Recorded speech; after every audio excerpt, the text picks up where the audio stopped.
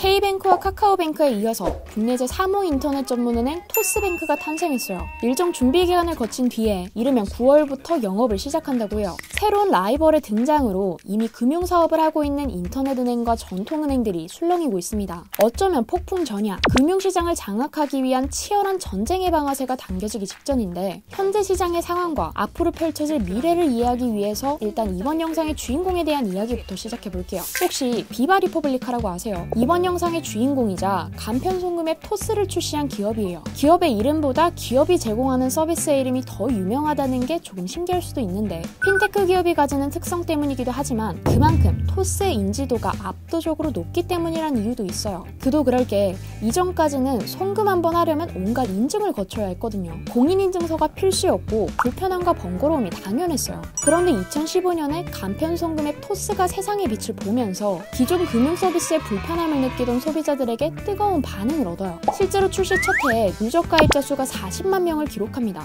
이후에는 통합계좌부터 카드 조회와 관리, 무료 신용등급 조회 같은 기능들을 추가로 제공하면서 2018년에는 가입자를 1000만 명 이상 확보하는 데 성공해요. 대한민국 국민 5명 중 1명이 토스를 사용하고 심지어 20대는 전체 인구의 60%가 토스 가입자인 시대가 돼요. 인구 고령화 같은 요인들로 전통은행과 보험사들은 주 고객층의 연령대가 올라갈 수밖에 없었는데 토스는 40대 이하의 젊은 고객이 대부분이었기 때문에 자연스럽게 높은 성장성까지 확보할 수 있게 됩니다. 상대적으로 젊은 층은 신규 서비스의 등장에 호의적이고 적응이 빨라서 연계된 사업으로 쉽게 유입시킬 수 있다는 특징을 가지고 있거든요. 그렇게 현재는 토스를 비롯해서 토스증권과 토스인슈어런스, 토스페이먼트 등의 계열사를 누리고 있는데 어쨌든 가입자 수도 확실하게 확보 중이고 그로 인해 성장 가능성까지 갖추게 됐으니까 당연히 비바리퍼블리카의 실적에 좋은 일만 가득할 것 같죠. 그런데 결과는 예상했던 것과는 조금 달랐어요. 해가 바뀔수록 기업의 매출이 늘긴 했지만 동시에 적자의 규모도 눈에 띄게 커집니다. 사실 토스 같은 핀테크 업체는 자체적으로 금융상품을 만들어서 판매하지 못해요. 그렇기 때문에 기존 금융사들의 상품을 대신 팔아주거나 서비스를 대행해주고 수수료를 받는데 이 수수료가 전체 수익에서 차지하는 비중이 꽤 커요. 하지만 이마저도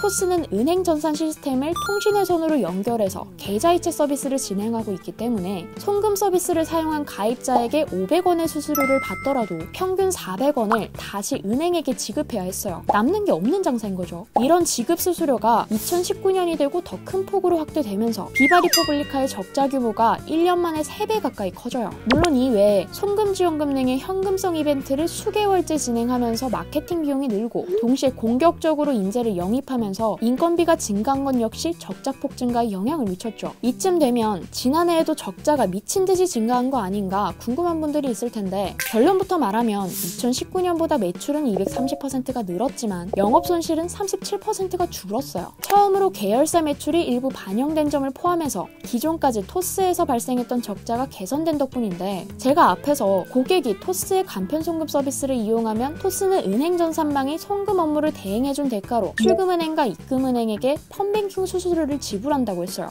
그런데 2019년 12월에 금융당국이 오픈뱅킹을 본격적으로 시행하면서 핀테크 활성화를 위한 은행 지불용 펀뱅킹 수수료를 낮춰요. 은행의 입장에서야 전자금융 수수료에서 얻는 수익이 줄어드는 원인이 됐지만 반대로 토스 같은 핀테크 기업은 부담을 줄이면서 단기적인 수익성 개선에 도움을 받을 수 있었죠. 하지만 여전히 비바리퍼블리카에게는 사업 다각화를 통해서 수익 구조를 개선해야 한다는 숙제가 남아있었는데 아니나 다를까 이르면 올해 9월에 새로운 사업인 토스뱅크를 출범하면서 은행업에 발을 들인다는 소식을 발표했어요. 핀테크 기업이니까 은행업도 하나보다 하고 가볍게 생각할 수도 있는데 사실 인터넷은행은 전통 금융지주사들까지 관심을 기울일 만큼 성장하고 있는 분야예요. 시대가 발전하고 인터넷과 스마트폰이 보편화되면서 생활 속 다양한 분야에서 편리함을 원하는 소비자들이 늘었거든요. 금융 분야도 마찬가지였고요. 이 욕구를 채운 게 인터넷은행이었는데 시공간 제약을 받지 않으면서도 전통은행과 동일한 금융 서비스와 우대 혜택을 받을 수 있다 보니까 소비자들의 금융이용 서비스 패턴이 자연스럽게 바뀌기 시작해요.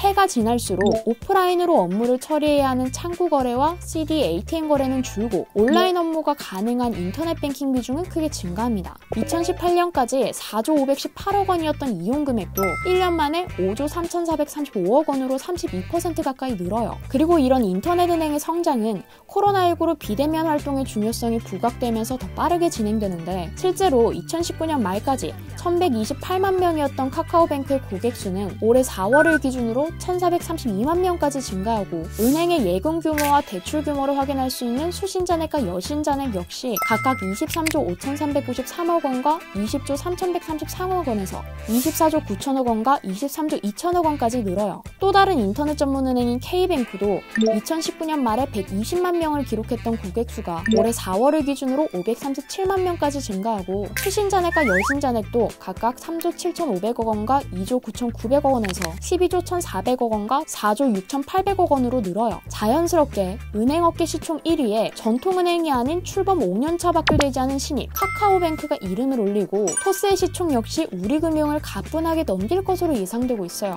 어쨌든 빠르게 변하고 있는 금융 트렌드 속에서도 토스는 현재 2천만 명의 고객을 확보하고 있는 만큼 토스뱅크 전용 앱을 따로 만들지 않고 기존 토스 플랫폼을 그대로 활용해서 고객을 끌어올 계획이라고 해요. 동시에 중금리 대출을 적극적으로 확대할 예정인데, 중금리 대출은 신용등급이 4에서 6등급에 해당하는 중저신용자를 대상으로 진행하는 신용대출을 말해요. 그런데 이 중저신용자가 지난해 금융권에서 대출을 신청한 사람들 중에서 80% 이상을 차지하고 있거든요. 이들을 충성 고객으로 확보할수록 앞으로 시작될 인터넷 시장의 점유율 싸움에서 유리할 수밖에 없어요.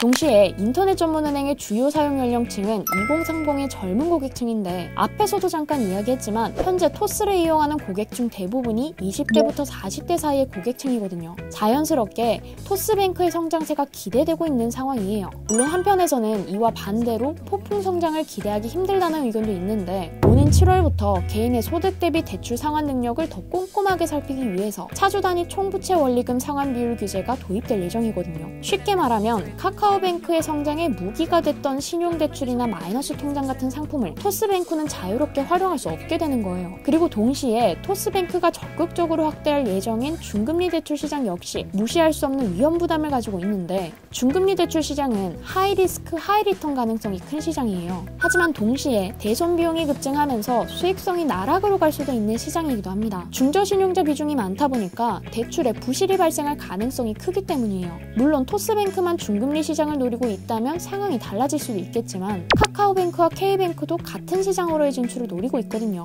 이미 고신용 고객을 확보한 카카오뱅크나 K뱅크와는 다르게 고신용 고객 없이 중저신용자를 대상으로 사업을 진행하는 만큼 상대적으로 토스뱅크의 경쟁 부담이 더 클 수밖에 없어요. 자, 본격적인 금융시장 진출에 시동을 건 비바리퍼블리카. 과연 그들은 토스뱅크를 통해서 인터넷 전문은행과 전통은행 사이에서 벌어질 경쟁에서도 승리를 거머쥘 수 있을까요? 취준생을 위해 짧고 쉽게 보는 기업 분석 리포트. 오늘 이야기는 여기까지입니다. 캐치TV 채널 구독과 함께 더 많은 기업 이야기를 확인해보세요.